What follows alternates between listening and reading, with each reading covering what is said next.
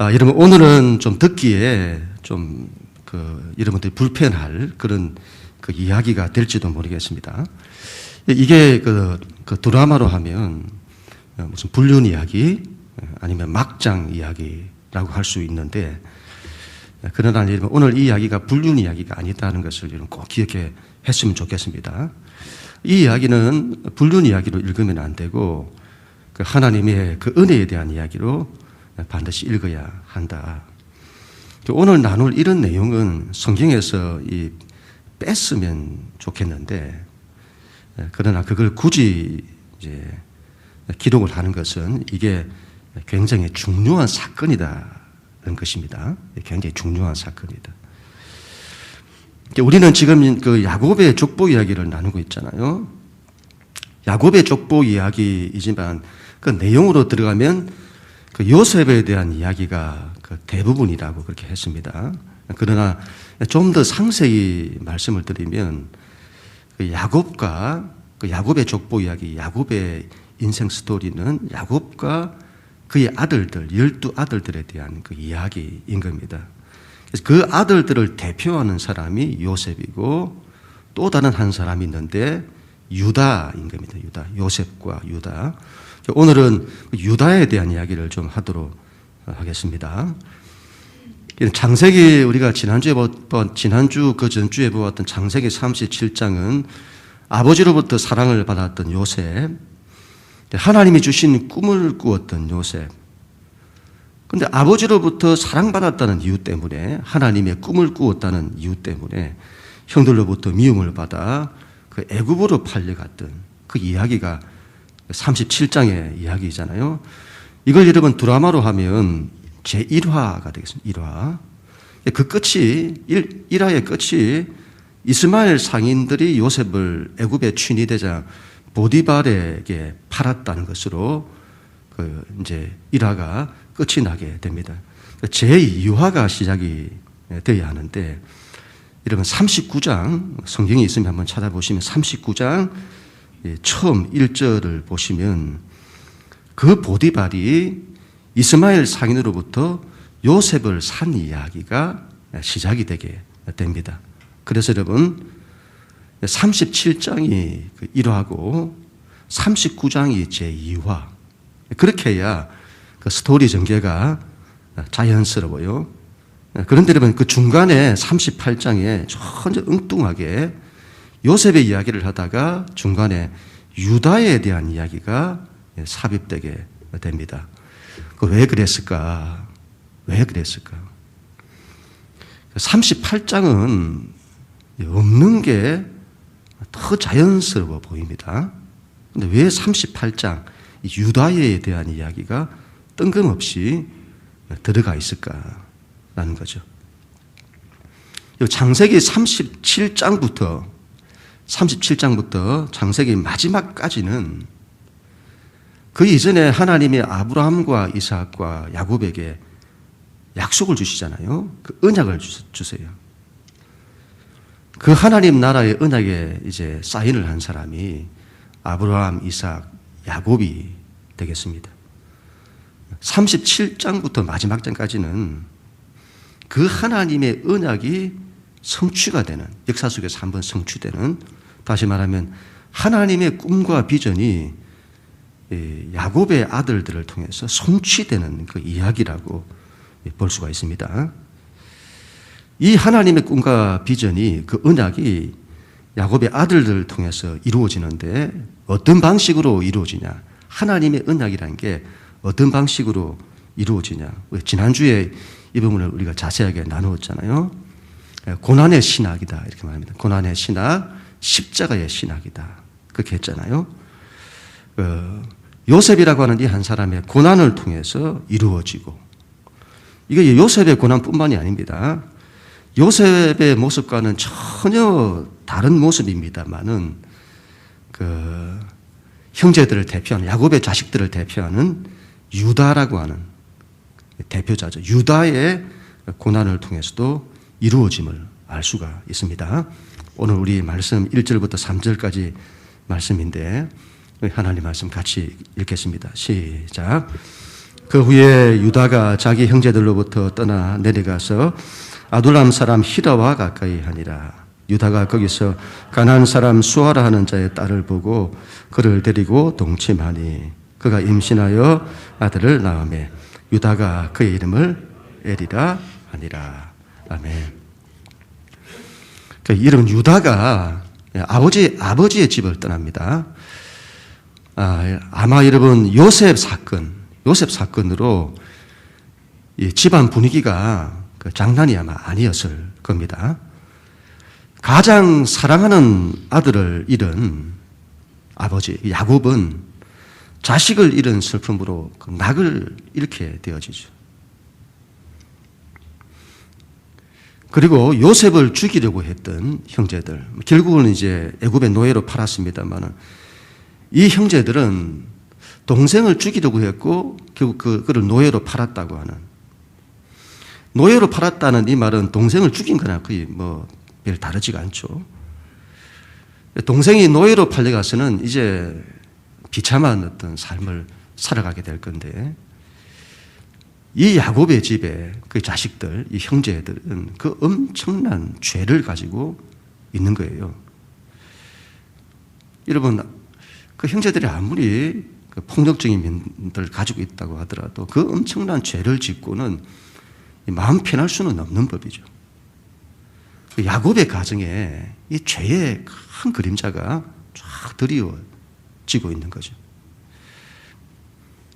유다가, 오늘 말씀은 유다가 그 형제들을 떠났다고 해요. 형제들을 떠났다. 그들과 같이 있는 게, 아마 그들과 같이 있는 게 서로에게 힘들었을 겁니다. 형제들을 떠났다고 하고, 그 다음에 유다가 내려갔다고 해요. 내려갔다. 이런 말들을 우리가 잘 읽을 필요가 있습니다. 내려갔다 이 말이잖아요. 이 말은 아버지의 집에서 멀어졌다는 것을 말하기도 하고, 영적으로 보면 영적으로 침체되었다, 하나님으로부터 멀어졌다, 이런 뜻을 보여줍니다. 아둘람으로 갔다고 하잖아요. 아둘람은 가나안 땅 그 경계, 블레셋에 가까운 그 경계 지역입니다. 약속의 땅을 떠나지는 않았지만 그 경계에 있는 그런 그 모습인 거죠. 유다가 그 땅에서는 가나안 사람 수아라고 하는 사람의 딸을 아내로 삼습니다. 여러분, 할아버지 이삭이나 아버지 야곱은 자신의 동족이 살고 있었던 밧단 아람에서 아내를 얻었습니다. 왜 그랬을까요? 신앙 때문이죠. 신앙 때문에. 그런데 유다는 거기에 관심이 없습니다. 유다가 가나안 여자와 결혼했다고 하는 것은 하나님 신앙을 자꾸 떠나서 가나안 문화에 깊이 들어갔음을 보여주는 겁니다. 그리고 아들을 낳는데 세 아들을 낳죠. 첫째가 엘이고, 여기서 엘은 하나님 엘이 아니고 이제 문자는 다른 거예요. 하여튼 첫째가 엘이고, 둘째는 오난이고, 셋째가 셀라입니다. 그 장자를 위해서, 장자 엘을 위해서 다말이라는 여자와 결혼을 시키게 되어집니다. 근데 첫째가 죽어요. 아들 없이. 무슨 일이었는지는 모르겠지만 하나님이 보시기에 악했다고 합니다. 여러분, 성경에서 하나님 보시기에 악했다, 이런 말들은 쉽지 않은 말이에요. 그래서 성경이 그렇게 기록했다는 이 말은 그 사람이 정말 굉장히 악했다는 것을 보여주는 겁니다. 구체적으로 설명이 안 되어 있습니다만 굉장히 악했다는 것을 말씀하는 거죠. 그래서 하나님이 심판에서는 죽이시게 되는 겁니다. 그리고 둘째도 이름 죽게 됩니다. 둘째도. 이 이야기는 좀 이따가 하도록 하겠습니다. 하여튼 유다는 세 아들 중에 둘을 잃게 됩니다. 나중에 그 아내도 잃게 됩니다. 아마 여러분, 이때 유다는 아들을 잃은 이 슬픔이 얼마나 큰지를 아마 알게 되었을 겁니다. 아들을 잃은 슬픔, 그리고는 아버지 야곱의 마음을 아마 알게 되었을 겁니다. 가장 사랑하는 아들 요셉을 잃었잖아요. 그 자식을 잃은 슬픔을 이 유다도 자기도 자식을 잃어보면서 그 마음을 아마 알게 되었습니다. 여러분, 그 아버지가 그토록 사랑했던 이 요셉을 누가 팔았죠? 여러분, 이 나머지 형제들이 동조했습니다만은 유다가 팔았습니다. 유다가 주도해서 팔았습니다. 유다는 이 형제들의 대표자예요. 물론 유다가 다른 형제들이 죽이려고 할 때에도 유다가 죽이지는 말자 그렇게 했어요. 그래도 일말의 양심은 있었다고 봅니다. 그런데 그 동생을 애굽의 노예로 팔자 이렇게 했던 그 사람이 유다인 겁니다. 노예로 팔고 동생이 죽었다는 그 거짓을 아비에게 구하고 아버지가 그 슬픔에 통곡하고 삶의 모든 낙을 다 잃어버리고 아버지 야곱이 가장 사랑했던 아내 라헬도 잃었고 가장 사랑했던 아들도 잃는 그 아버지의 마음에 말로 다룰 수 없는 고통을 준 장본인이 유다인 겁니다. 유다. 어떻게 보면 여러분, 유다가 지금 자식 둘을 잃고 아내들 잃고 큰 슬픔을 당하는데 유다는 여러분 그 대가를 받는 겁니다. 사람은 참 죄를 지으면 안 되죠. 반드시 돌아오게 되어져요. 여기에 여러분 유다의 고난이 있는 겁니다. 유다, 형제들의 대표자인 유다의 고난이 있습니다. 유다는 그 고난을 통해서, 그 고통을 통해서 자식을 잃은 아버지 야곱의 아마 마음을 어느 정도 깨달았다고 그게 보여집니다. 우리 8절부터 10절까지 말씀인데 같이 읽습니다. 시작.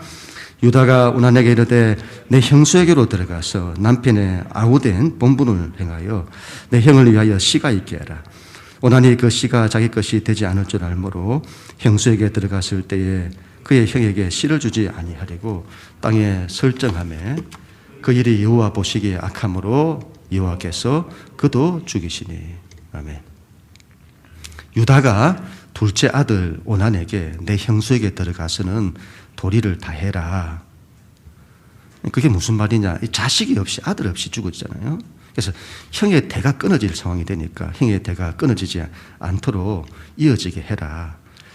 지금 시대에서 보면 이게 말도 안 되는 일이지만 이런 고대 중건동 지역에서 이런 일이 보편적으로 있었다고 해요. 우리나라에도 조선시대에 이런 거 있었잖아요. 이걸 여러분 계대 결혼법이라고 하는데 가문의 대가 이런 끊어지지 않도록 하는 그 종족 보존법입니다. 종족을 보존하는 이렇게 대를 이어주는 계대라 대를 이어주는 결혼법이라는 거죠. 또 이 법은 또한 여자를 보호하는 사회보호법이기도 합니다. 고대 사회는 남편 없이 여자가 홀로 산다는 것은 극히 힘든 시대, 특별히 가부들은 살 수 없는 그런 시대인 거죠. 그래서 그런 약자들을 보호하기 위한 법이기도 합니다. 그래서 나중에 보면 율법에서는 이걸 법으로 막 정하잖아요. 고혈제도라고 합니다. 고혈제도. 여자의 후손을 계속 이어져가는 메시아의 족보를 끊지 않고자 하는 그런 의미를 담고 있는데 이 고혈제도가 그렇게 해서 만들어지는 겁니다. 이걸 또 계대결혼을 다른 말로 형사취수법이라고도 말합니다. 형이 죽으면 형사, 취수, 동생이 형수를 취하여 그 집을 세우게 한다는 거죠. 그런데 둘째 아들 오난이 아들을 낳으면 그 씨가 자기 것이 되지 않을 줄 알므로 그렇게 말하잖아요. 그러니까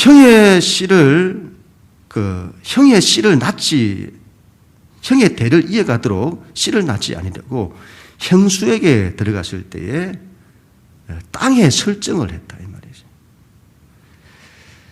여러분 참 이런 내용들은 설교하기도 힘듭니다, 그죠? 하여튼 희한한 이런 이야기들이 이제 있는 거죠. 그런데 여러분, 그게 여호와 보시기에 악함으로 하나님께서 그도 죽이셨다. 아무리 그렇다고 해도 그렇지, 이런 그것 가지고 사람을 죽이시냐 그렇게 생각할지 모르겠습니다만은 이건 지금 간단한 문제가 아니다는 거죠. 동생이 왜 그랬을까? 이 계대 결혼이라는 것이 단순한 게 아니다 이 말이죠. 이 계대 결혼, 여기에는 많은 희생이 따라해요. 형수와의 사이에서 아들을 낳으면, 자식을 낳잖아요. 아들을 낳으면 그 아들은 내 아들이 아닙니다. 형의 아들이 되는 거예요. 그리고 형수와 그 아들이 형의 집안을 세울 수 있도록 양육과 재산권을 다 보장해 줘야 하는 거예요. 그래서 이걸 안 하려고 하는 거예요. 안 하려고. 책임을 다해야 하는데 책임을 다하지 않죠. 그것도 악한 거예요, 여러분. 책임을 다하지 않는 이것도 악한 거다. 이 둘째 아들이 더 악한 것은 형의 씨가 없으면 자기가 장자가 되는 거잖아요. 자기가 아버지의 상속권을 자기가 차지하게 되는 거잖아요. 그런 점에서 이 사람이 굉장히 이기적이다는 것을 알 수가 있습니다. 하나님 보시기에 악했다고 하는데 계대 결혼 문제만을 가지고 말하지는 않을 겁니다. 그걸 통해 단적으로 나타내는 거죠. 그 사람이 어떤 사람인지를. 첫째 아들도 그렇고 둘째도 그렇고.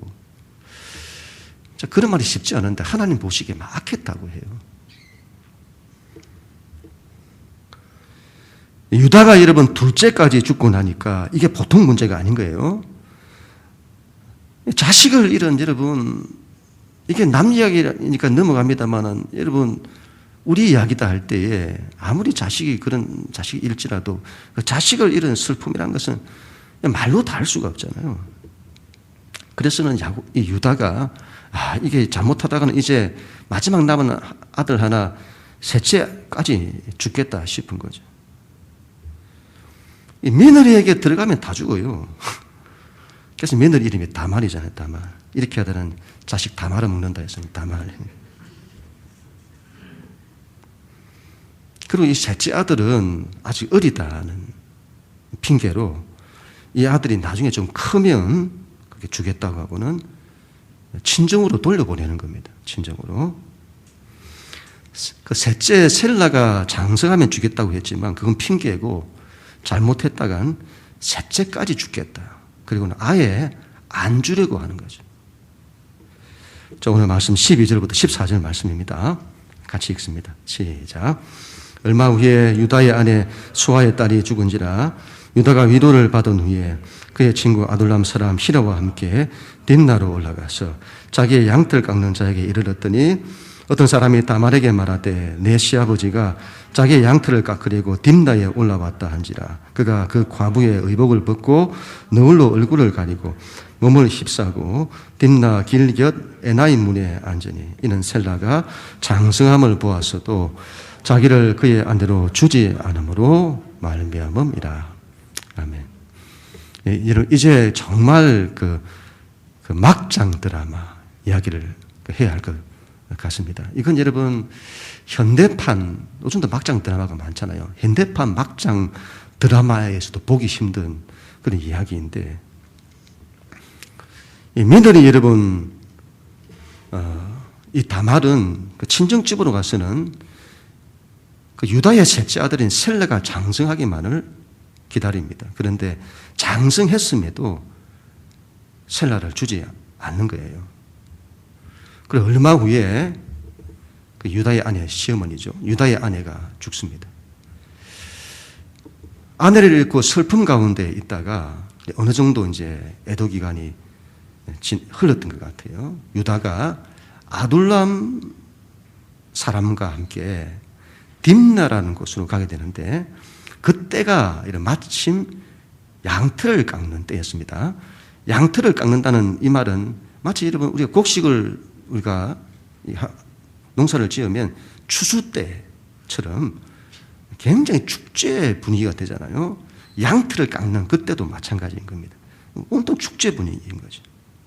그때 며느리 다말이 그 시아버지가 딥나라고 하는 가까운 곳에 왔다는 소식을 듣고는 장녀로 분장을 하고는 얼굴을 가리고 길 곁에 있었던 겁니다. 그때 유다가 지나가다가 자기 며느리인 줄 모르고 장녀인 줄 알고 내가 너에게 들어가게 해달라고 하는 거죠.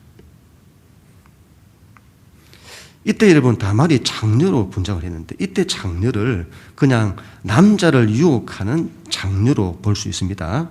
그렇게 본다면 유다가 아내를 잃고 슬픔의 기간을 보내고 지금을 하면 멀리 출장을 갔다가 그곳에서 여자를 돈으로 사서 하룻밤을 보내는 거죠. 그렇게 본다면 이 유다가 도덕적으로 윤리적으로 문제가 있음을 보여주는 겁니다. 그렇게 볼 수도 있고 이 장녀를 신전장기로도 보기도 합니다. 양털 깎는 축제일이잖아요. 이런 축제일은 온통 마을이 축제 분위기인데 이 고대 사회에는 큰 마을에는 신전이 있었고 그 신전에는 장기들이 있었다고 해요. 이들은 단순하게 몸을 파는 그런 사람들이 아니고 신전에 와서 신에게 제사하는 사람들에게 다산과 풍요를 빌어주는 그래서 성적인 관계를 맺는다는 거죠. 그런 신전 장기로 보기도 합니다. 만약에 그렇다면 유다가 그런 신전 장기 며느리가 이제 분장을 했습니다만 그와 관계를 맺은 거잖아요. 그렇다면 이 유다가 이방 종교에 얼마나 물이 들어 있었는지를 보여주는 거죠. 장녀에게 들어갈 때 화대가 있어야 되는데 염소 새끼 한 마리를 준다고 해요. 그런데 지금 없는 거예요. 안 가지고 왔어요. 그러자 다말이 담보물을 요구를 합니다. 유다가 자기가 목에 줄을 메어서는 걸고 있었던 인장이라고 하는데 도장과도 같은 거예요. 그 사람을 표시하는 인장, 도장 그거하고 그 다음에 지팡이, 유다의 지팡이를 이제 요구를 합니다. 그걸 주게 되는 거죠.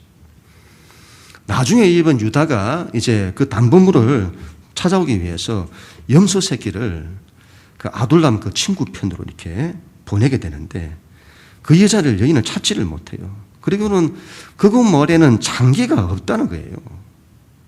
우리 말에는 장기가 없다는 거예요. 유다가 친구에게 그냥 둬라. 그렇게 말하 그냥 둬라. 잘못하면 우리가 큰 부끄러움을 당하겠다. 이거 소문나면 유다가 어떤 사람인지 사람이 번듯한 사람인 줄 알았는데 저런 짓을 하고 다녔다는 안 좋은 소문이 날 것 같으니까 그냥 두게 하는 겁니다. 그런데는 석 달쯤 지난 그 후였는데 어떤 사람을 통해서 소문을 듣게 된 겁니다. 유다의 며느리 다말이 행음을 해서는 임신을 했다는 거예요. 며느리가 친정에 가서는 수주를 해야 하는데 외간 남자와 음행을 했다는 거죠. 유다가 화가 머리끝까지 난 겁니다. 자기도 이런 보면 자기도 막 그 행음한 사람이잖아요. 자기도 그렇게 했으면서 며느리가 행음했다고. 그럼 당시에는 여자가 행음을 하면 이 불살라 주겠대요. 참 잔인하죠. 제일 고통스러운 게 화형이라 하잖아요. 화형에 처했다는 거죠. 유다가 며느리를 화형에 처하라고 하는 겁니다. 그때 며느리가 급하게 이제 인장과 지팡이를 시아버지에게 보내면서 내가 이 임자로 말미암아 임신하였다 하는 겁니다. 유다가 보니까 완전히 자기 거거든요. 어떻게 일이 이렇게 돌아가냐는 거죠. 어떻게 일이 이렇게 되냐. 그리고 그때 여러분 이 유다가 그 일을 통해서 크게 깨달은 바가 있었던 것 같습니다. 크게 깨닫게 되는 거죠. 그리고는 굉장히 의미심장한 한마디를 하게 됩니다. 마지막으로 26절 말씀인데 네, 같이 읽습니다. 시작. 유다가 그것들을 알아보고 이르되 그는 나보다 옳도다. 내가 그를 내 아들 셀라에게 주지 아니하였음이로다 하고 다시는 그를 가까이 하지 아니하였더라. 아멘. 유다가 이 모든 일은 내가 내 아들 셀라를 그녀에게 주지 않았습니다. 그리고는 그는 나보다 옳도다. 그녀는 나보다 옳도다. 그렇게 말하는 거잖아요. 이 말이 창세기 38장에서 가장 중요하다고 봅니다. 그녀가 나보다 옳다. 여기서 옳다는 말이 히브리어로 체데카인데 의롭다는 말입니다. 의롭다. 윤리적으로 옳다는 말이 아니에요. 이건 누가 봐도 윤리적으로 옳지 않죠. 이런 막장이 없습니다. 이런 불륜 드라마가 없어요. 그러나 여러분, 이 이야기가 불륜 이야기가 아니라는 것을 여러분 기억해야 합니다. 이 이야기는 정말 중요한 신앙의 이야기를 담고 있습니다. 너는 나보다 옳다. 그 말은 너는 나보다 의롭다 이 말이죠. 다시 말하면 이 말은 체데카 의롭다 이 말은 너는 나보다 하나님의 뜻에 맞다 이렇게 말하는 거죠. 너는 나보다 하나님의 뜻에 맞다. 이걸 여러분 뭘로 이야기를 해야 할까요? 아마 이것과는 비슷할 겁니다. 야곱이 형을 속이잖아요. 형을 속여 팥죽 한 그릇으로 장자꾼을 삽니다. 그때 형의 에서는 그 형의 어떤 에서는 장자꾼에 관심이 없어요. 아버지의 대를 이어서 그 집안을 믿음의 가정으로 세우는 그런데 마음이 없다 이 말이죠. 그래서는 팥죽 한 그릇에 장자꾼을 팔아먹어버려요. 여러분 그걸 하나님 믿는 신앙 이런 걸 이 에서가 그렇게 가볍게 여겼다는 거죠. 하나님에 대한 관심이 없는 거예요. 내가 이 집을 믿음의 가정으로 세워야 한다는 그런 것에 마음이 없는 거죠. 그런데 야곱은 반대로 장자꾼을 사모합니다. 야곱은 여러분 참 사람을 속이는 이 비열함이 있습니다. 나중에는 형을 속이고 아버지를 속여서 형이 받아야 할 축복권을 대신 가로채잖아요. 윤리적으로 도덕적으로 보면 야곱은 정말 남을 속이는 자입니다. 윤리적으로 보면 여러분 야곱보다 에서가 훨씬 더 옳아요. 옳은 사람입니다. 그런데 성경은 야곱이 에서보다 더 옳다고 합니다. 그 말은 하나님의 뜻에 더 맞다는 거죠. 신약에 가면 여러분 한 여자가 예수님의 십자가 지시기 전에 예수님을 너무 사모해서는 예수님에게 자기가 가진 가장 소중한 향유 옥합을 다 깨트려 그분께 붓게 되어집니다. 그때 옆에 있던 제자들이 말하죠. 아니 어떻게 이 비싼 걸 그런 데다가 허비를 하냐. 그걸 팔아서 가난한 자들에게 주었으면 좋았겠도다. 제자들의 말이 틀리지 않습니다. 그건 윤리적으로 볼 때 더 옳은 겁니다. 그러나 예수님은 저 여자가 나를 위해서 선한 일을 했다. 무슨 말이죠? 저 여자가 한 일이 하나님의 뜻에 더 맞다. 그런 말씀이에요. 오늘 여러분 다말 이야기도 마찬가지입니다. 시아버지를 속이고 자기를 장녀로 속이고 그런 막장 사건을 만든 거예요. 그러나 유다는 깨달은 겁니다. 시아버지가 깨달은 거예요. 그녀가 나보다 하나님 앞에서 더 옳다. 유다가 여러분 저 며느리에게 자식을 주면 다 말아먹는다. 그런 미신에 빠져서는 아들을 주지 안 주는. 유다가 누구입니까? 야곱의 자식이잖아요. 하나님을 그토록 잘 믿었던 야곱. 우유곡절 많았습니다만 뒤에 가면 야곱이 하나님을 얼마나 사모하는지 그렇게 잘 믿은. 그런데 그의 자식들이 하나님을 잘 믿지를 않아요. 하나님을 잘 믿어야 될 거잖아요. 이 야곱의 자식들이 그런 마음이 없어요. 요셉 하나 빼고. 근데 여러분, 저 이방 여자, 다말이라고 하는 저 여자, 저 며느리가 남편도 죽고 그 동생도 죽고, 그 정도 되면 여러분 포기할 법도 한데 친정으로 돌려 보내버리잖아요. 그 정도 되면 이제 자기를 포기했다. 그럼 나도 포기를 해야 할 법도 한데 끝까지 이런 포기하지 않고 어떻게 해서라도 집안을 일으키려고 하는 거예요. 왜 이러면 성경이 이 다말을 말하냐?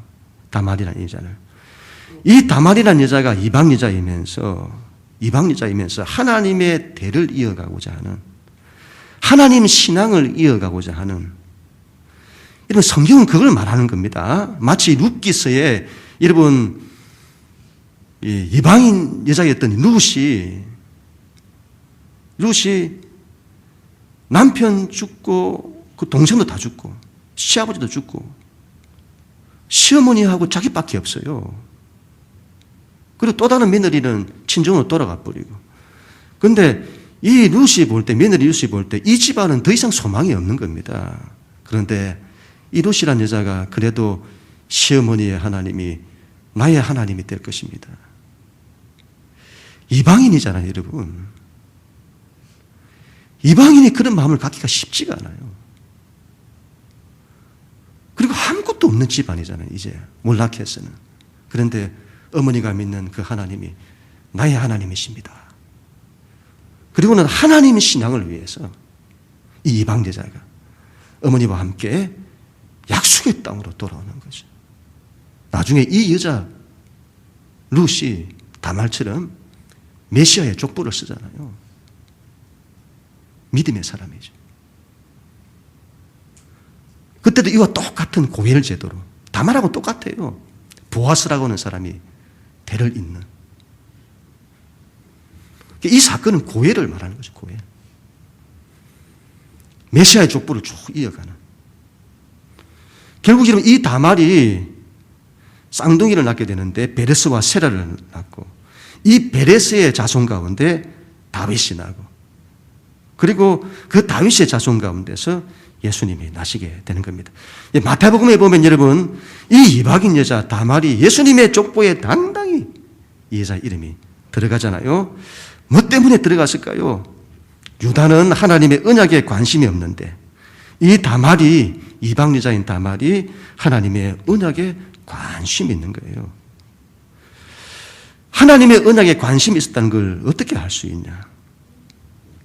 여러분, 이 다말이 낳은 이 자식들을 통해서 다윗의 족보가 이렇게 써지잖아요. 이 여자가 자식을 어떻게 키웠는지를 보여주는 거죠. 신앙에 관심이 없었다면 그런 족보를 쓸 수 없는 겁니다. 유다는 여러분 그걸 깨달은 거죠. 유다는 이 며느리를 통해 자기가 그동안 잊고 있었던 하나님 신앙을 다시 깨닫게 되는 거예요. 그는 나보다 옳도다. 그는 나보다 하나님의 뜻에 더 맞다.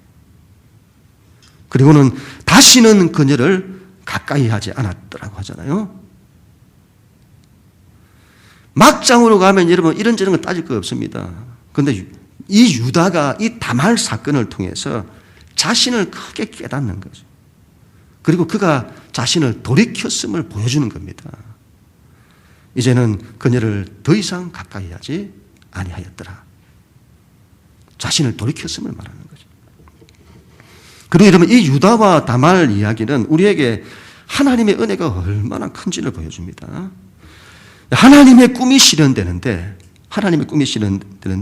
그 꿈이 야곱의 아들들을 통해서 이루어지는데, 특별히 여러분 요셉이라고 하는 이 특별한 믿음의 사람을 통해서 이루어지잖아요. 그러면 다른 형제들은 그 대표자가 여러분 유다인 겁니다.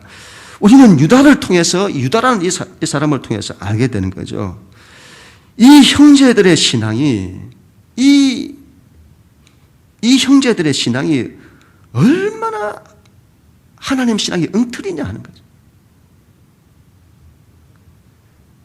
어떻게 하나님을 믿는 집안에 이 자녀들이 동생을 죽이려고 하고 결국은 노예로 팔고, 얼마나 폭력적인지요. 얼마나 거짓된지 하나님 신앙도 없고 세상으로. 그런데 그런 유다가 하나님께 돌이키는 자식을 잃는 고난을 통해서, 특별히 며느리 다말 사건을 통해서 자신을 깨닫게 되는 거예요. 창세기 여러분 나중에 보면 참 재밌습니다. 이 형제들이 전부 다 회개하고 다 돌아옵니다. 그리고 이스라엘을 큰 민족으로 만드시겠다는 이 일을, 여러분, 이 야곱의 이 말도 안 되는 자식들을 통해서 하나님의 역사를 이루시는 거죠. 정말 말도 안 되는 거잖아요. 저런 사람들은 하나님이 쓰시면 안 됩니다. 저런 사람들 하나님이 버리셔야 합니다. 그런데 그렇지가 않은 거죠. 우리는 성경을 볼 때에 요셉의 이야기를 들으면 요셉의 이야기가 우리의 이야기다, 그렇게 생각을 해야 하잖아요. 그와 똑같이 유다의 이야기도 마찬가지입니다. 유다의 이야기도 이건 나와 상관없는 이야기가 아니고 우리의 이야기다, 내 이야기다, 그렇게 우리가 생각을 해야 합니다. 내가 자신을 돌이켜보니까 내가 너무 못난 거예요. 나에게 너무 허물이 많은 거죠. 내가 너무도 죄인인 겁니다. 그런데 하나님이 그런 나를 포기하지 않으시는 거죠.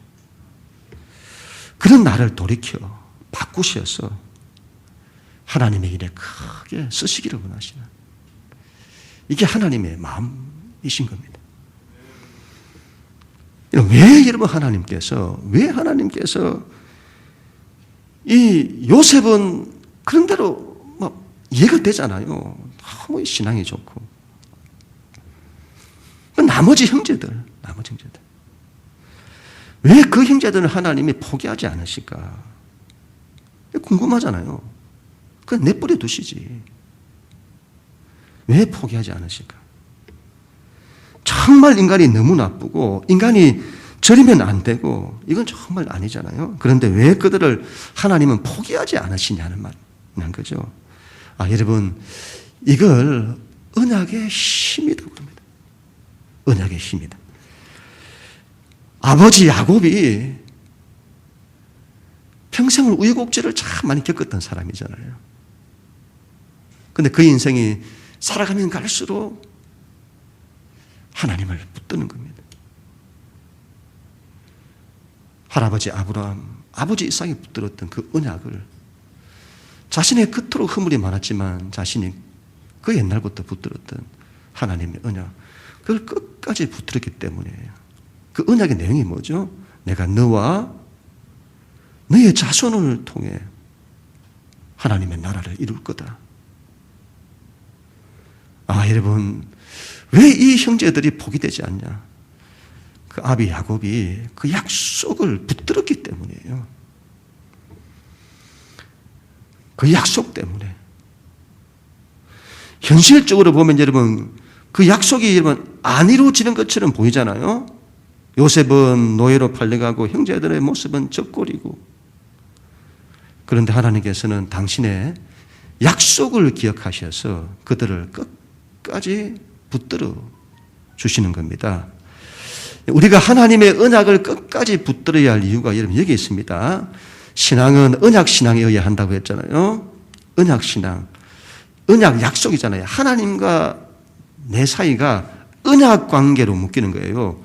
하나님이 약속하시잖아요. 우리도 하나님께 약속하는 겁니다. 그래서 그 언약 관계 속에 묶이는 거예요.